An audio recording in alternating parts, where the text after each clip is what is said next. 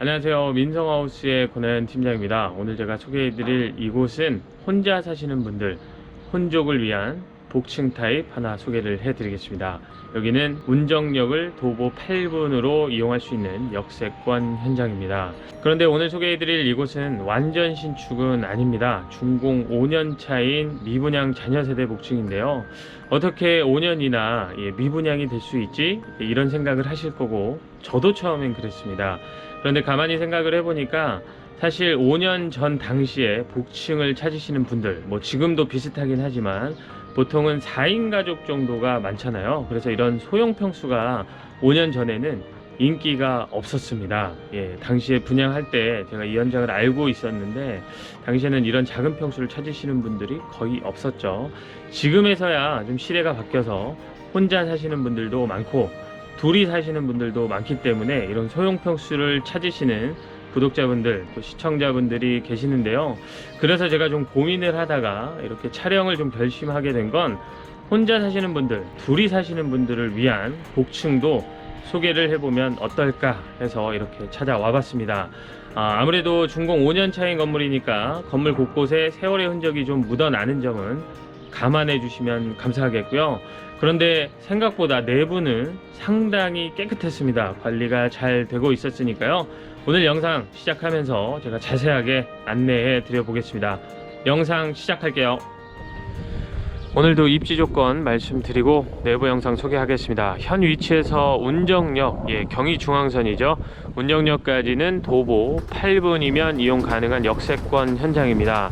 경의중앙선 운정역은 급행이 서게 됩니다. 이 급행을 타고 가게 되면 서울까지 좀 빠르게 진입이 가능한데요. 공덕까지는 35분 정도가 소요가 됩니다. 홍대를 거쳐서 공덕 지나서 서울역까지 가는 게 경의중앙선입니다. 또 현 위치에서 운정호수공원도 굉장히 가깝습니다. 차로 가면 2분, 자전거를 타고 가면 3, 4분이면 운정호수공원을 이용할 수가 있고요. 또 초중고가 마을 안에는 없기 때문에 차를 타고 이동을 하셔야 되는데 가깝습니다. 초등학교는 2km, 중학교는 2.3km, 고등학교는 3km 정도 떨어져 있고요. 차량 10분 이내에 대형마트 3곳을 모두 이용할 수 있는 그런 입지 조건을 가지고 있는 빌라 현장입니다. 전체 3개동인데요. 주차장부터 좀 살펴보겠습니다. 주차장은 이렇게 지하 주차 공간이 확보가 되어 있습니다. 요게 당시에는 굉장히 획기적이었습니다. 지금도 신축 빌라들 보면 지하 주차장이 있는 현장들이 거의 없잖아요. 그런데 5년 전 당시에 이렇게 지하 주차장까지 확보를 해 놓은 빌라 현장입니다. 세대당 한 대씩 모두 주차를 할 수 있는 공간이 넉넉하게 확보가 다 되어 있습니다. 자, 여기가 지하 1층에 해당하는데요. 이렇게 공동현관이 주차장 쪽에도 있고요. 반대편에 걸어와서 그냥 들어올 수 있는 공동현관도 있는데 보시는 것처럼 계단이 없습니다. 계단 없이 바로 엘리베이터 탑승이 가능합니다. 엘리베이터도 13인승으로 대형 엘리베이터가 설치가 되어 있습니다. 요즘 신축 빌라들 8인승, 7인승 많은데 5년 전 당시를 생각해보면 13인승이면 엄청 획기적이었습니다. 자, 오늘 소개할 4층으로 올라가 보겠습니다. 네, 4층에 올라왔는데요. 이 건물 스타일이 특이합니다. 지금도 이런 신축 빌라는 없는데요. 이 건물 중앙으로 중정이 있는 이런 건물로 설계가 되어 있습니다. 당시에도 획기적이었고 사실 지금 5년이 지난 시점에도 획기적인 건물 형태다, 이렇게 볼 수는 있습니다. 다만 말씀드린 것처럼 바닥은 당시에 에폭시로 마감을 했던 것 같은데 5년 정도 지나다 보니까 지금 다 벗겨져 있는 상태입니다. 이런 것들 때문에 제가 세월의 흔적이 좀 묻어난다, 이런 표현을 했던 거고요. 오늘 소개할 복층 타입은 여기입니다. 전용 면적은 약 10평 안팎, 한 9.78평 정도 된다고 하는데 등기부등본을 제가 사전에 다 확인하고 촬영한 건 아니라서 담당자의 내용만 듣고 말씀을 드리는 거니까요. 요거는 좀 감안해서 봐주시면 감사하겠고요. 실사용 면적은 약 20평 정도 된다고 합니다. 세대 현관도 미니멀합니다. 중문은 따로 없고요. 일괄 소등 버튼은 여기에 설치가 되어 있습니다. 신발장이 3칸인데요. 옆에까지 이렇게 수납을 할 수 있게끔 수납장이 쭉 이어져 있습니다. 혼자 사는 복층치고는 신발 수납장은 넉넉한 게 아닌가 싶고요. 그리고 실내로 이렇게 들어오면 바로 우측에 욕실이 하나가 있습니다. 욕실은 딱 여기 하나만 있습니다. 그런데 문이 달린 칸막이 샤워부스를 통해서 샤워 공간이 완벽하게 잘 분리가 되어 있고요. 세면대, 양변기, 크기도 넉넉한 편입니다. 선반 달려 있고 위에는 커다란 2단 수납장까지 설치가 되어 있는데 환풍 시설은 잘 되어 있지만 환기창은 따로 없습니다. 자, 이렇게 아래층에 화장실이 하나 있는 복층 타입입니다. 미니멀한 복층 타입이라는 거. 자, 그럼 반대편에 이렇게 주방이 있으니까 주방을 한번 또 보고 거실을 보겠습니다. 주방은 평수에 비해서는 넉넉하게 확보가 잘 되어 있습니다. 제가 주방 사이즈를 표시를 해드릴 건데 혼자 사는 집치고는 주방이 꽤 넓습니다. 식탁은 따로 설치할 필요가 없고요. 이렇게 의자 앞뒤로 하나씩 갖다 놓으면 2인용 식탁 사용이 가능합니다. 냉장고 설치할 수 있는 공간은 한 대 확보가 되어 있고요. 자, 주방은 11자 형태인데 이렇게 넓게 확보가 잘 되어 있습니다. 혼자 살아도 음식은 잘 해 먹어야겠죠. 네, 그래서 되게 크게 만드신 것 같고요. 아래쪽 하부장, 위에 상부장, 그리고 안쪽까지 해서 모두 수납을 할 수 있으니까요. 수납 공간도 넉넉한 주방입니다. 이 아래쪽도 마찬가지고요. 메인 쿡탑은 3구 가스레인지, 위에는 레인지 후드가 이렇게 안쪽으로 딱 깔끔하게 독립적으로 설치가 되어 있습니다. 자, 이런 주방 한번 살펴보셨습니다. 의외죠? 작은 집 치고는 주방이 넓은 편입니다. 그리고 바로 옆에는 다용도실이 하나 있습니다. 세탁실이라고 보시면 되겠습니다. 세탁기 한 대 놓고 사용할 수 있는 세탁실이 확보가 되어 있고요. 안쪽에는 수납장 작은 걸 하나 갖다 놓고 세탁 용품을 보관하시면 좋을 것 같습니다. 바깥에는 베란다가 하나 있는데요. 여기서 세탁을 하게 되고 바로 밖에 나와서 날 좋을 때 세탁물을 건조하는 공간으로 쓰면 좋지 않을까 싶습니다. 공간은 꽤 되는데 저기 실외기가 설치가 되어 있기 때문에 다용도로 다목적으로 활용할 수 있다 이렇게 보기보다는 말씀드린 것처럼 세탁물을 건조하는 공간 정도로만 쓰시면 좋을 것 같습니다. 이렇게 베란다도 한번 봤고요. 이제 거실을 살펴보겠습니다. 자, 그런데 거실은 굉장히 미니멀합니다. 주방은 아주 넓은데 거실은 딱 요 정도 되는 공간만 확보가 되어 있습니다. 처음에는 이게 에어컨을 놓는 자리인가 했는데 그렇지는 않습니다. 이건 그냥 DP가 되어 있는 것 뿐인데요.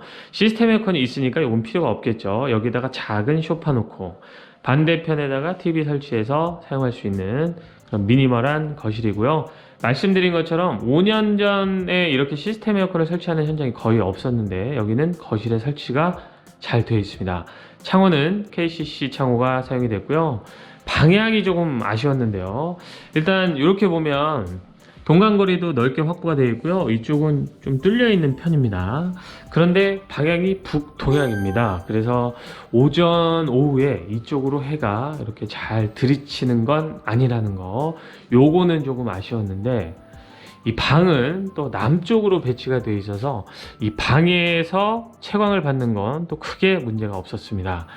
이 거실 쪽에서는 채광이 별로이긴 한데 방 쪽에서는 괜찮다는 거, 요것도 참고를 하셔야겠죠. 방 크기도 제법 넉넉한 편입니다. 안방으로 쓰셔도 좋을 것 같아요.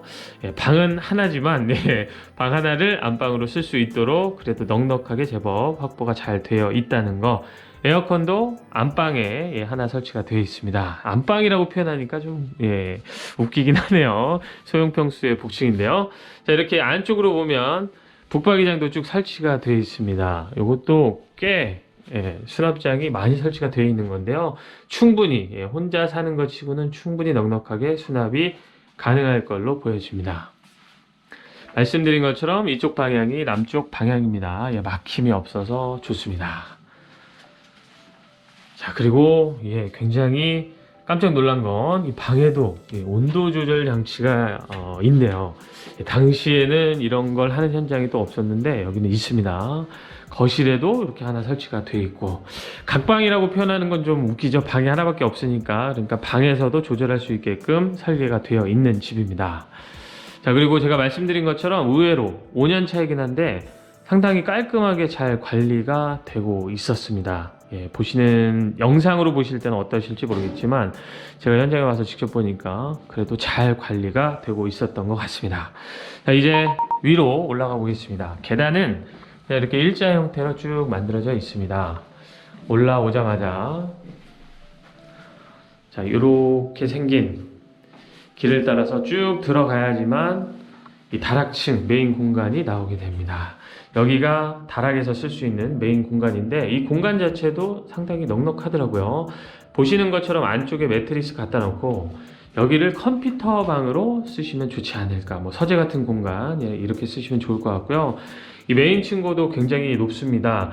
침실, 그러니까 잠을 자는 용도로 쓰는 저쪽 공간은 좀 꺾여져 내려가니까 층고가 낮은 편인데 이 메인 공간 이쪽에서는 온전히 성인이 다 서서 다닐 수가 있습니다. 제가 이 복층 공간의 사이즈를, 층고를 사전에 체크하지 못해서 제가 영상을 촬영하고 나서 측정을 하고 그리고 표시를 해드릴 거니까 참고하시면 좋겠습니다. 지금은 정확하게 몇 미터다 이렇게 말씀드리기가 좀 어렵네요. 요거를 사전에 제가 체크를 못했습니다.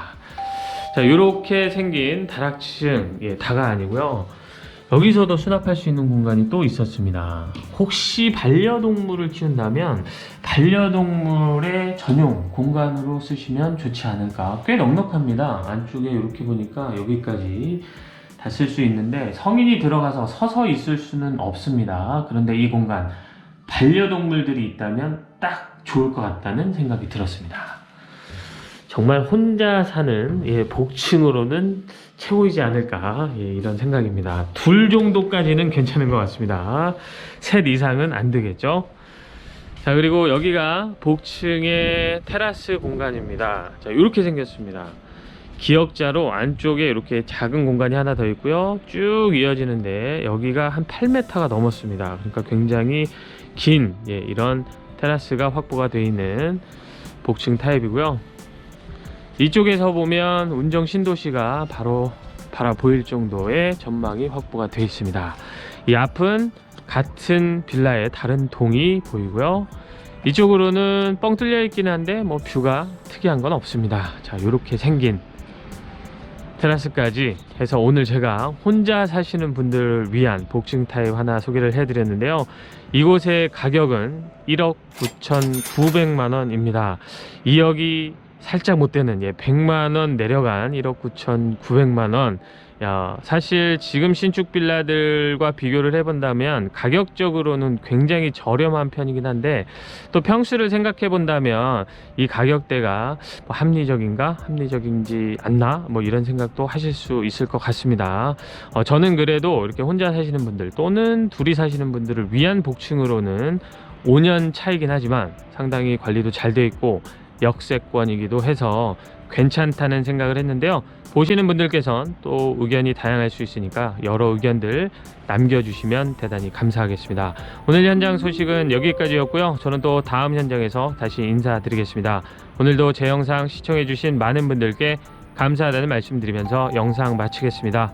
감사합니다.